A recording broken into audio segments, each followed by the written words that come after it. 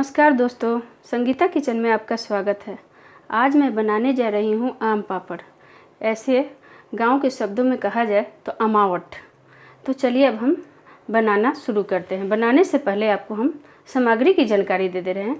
तो सामग्री में मात्र मैं 3 सामग्री रखी हूँ। ये इलायची का पाउडर है और ये चीनी है और आम। इन्हीं 3 सामग्री से हम आम पापड़ बनाएंगे। मैंने 700 ग्राम आम लिया था। अब उसे छील कर मेरा 500 ग्राम हो गया है। मैंने इसे छील के और छोटे छोटे पीस में काट लिया है। अब मैं इसे मिक्सी जार में रखने जा रही हूँ। आम के टुकड़ों को मैं मिक्सी जार में रख ली हूँ। अब मैं इसे पीस लेती हूँ।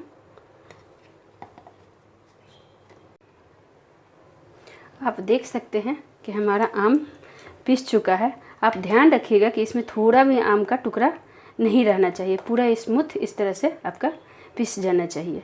तो हमारा आम का पेस्ट अब तैयार हो गया है। तो सबसे पहले मैं गैस को कर लेती हूँ ऑन और उसके बाद एकदम धीमी फ्लेम पे हमको आम रखना है कढ़ाई में।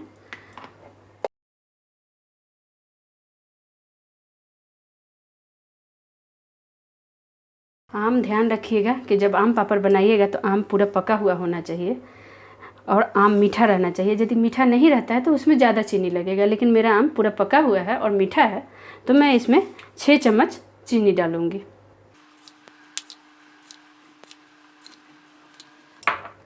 और इसे धीमी आंचों में इस तरह से चलाते हुए हम इसे पकाएंगे। पकाते समय आप इसको कढ़ाई में छोड़ के कहीं मत जाइएगा, हमेशा चलाते रहिएगा।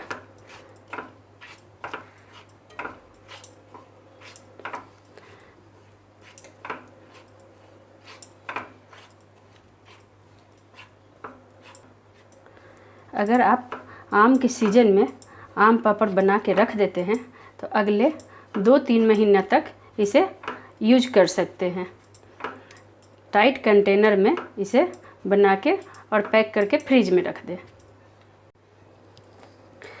आप देख सकते हैं कि हमारा कितना स्मूथ और पेचूला में कितना अच्छा से ये मैंगो लग रहा है। मुझे पकाते हुए 5 मिनट हो गया है और मैं मीडियम फ्लेम पे इसको पका रही हूँ। अब फ्लेवर के लिए हम इलायची पाउडर डाल दे रहे हैं 1 छोटी चम्मच।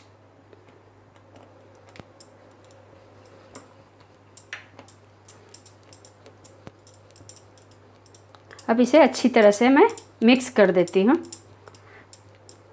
और इसे 2-3 मिनट तक और पकाऊंगी। पकाते पकाते आप अच्छी तरह से किनारे से सारा आम को बीच में समेट लीजिएगा।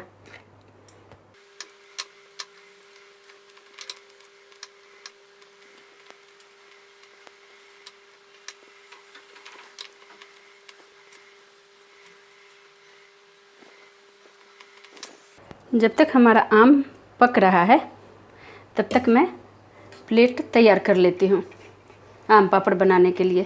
तो आम पापड़ बनाने के लिए प्लेट कैसे तैयार करें, तो इसमें प्लेट में अच्छी तरह से घी लगा दें।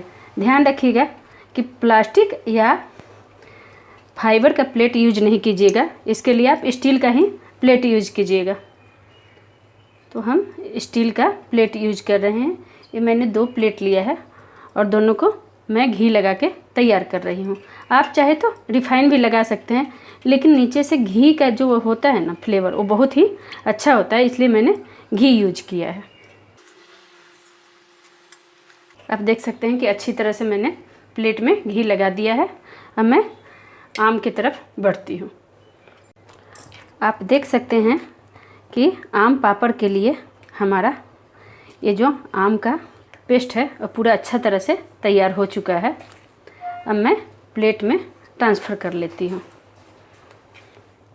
आप ध्यान रखिएगा कि इतना ही गाढ़ा आपको रखना है। इससे कम गाढ़ा रखिएगा तो इस सूखने में प्रॉब्लम करेगा। तो हमारा इतना ही गाढ़ा रखना है। अब मैं गैस को बंद करती हूँ और प्लेट में ट्रांसफ़र कर लेती हूँ। अब हम प्लेट में ट्रांसफ़र कर ले रहे हैं।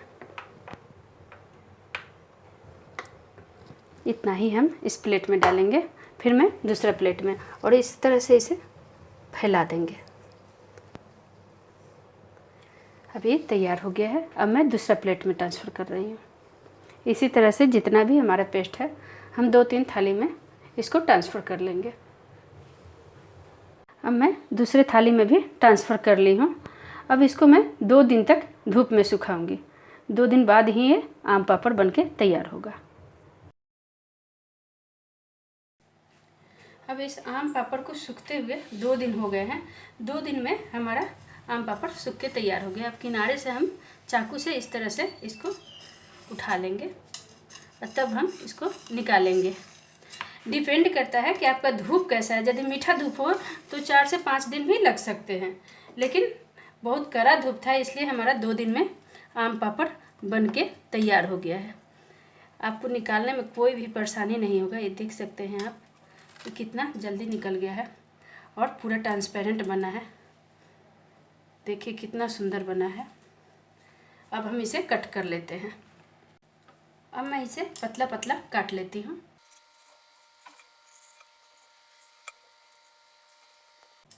आप देख सकते हैं कि हमारा कटिंग हो गया है। अब इस तरह से हम इसे रोल करके और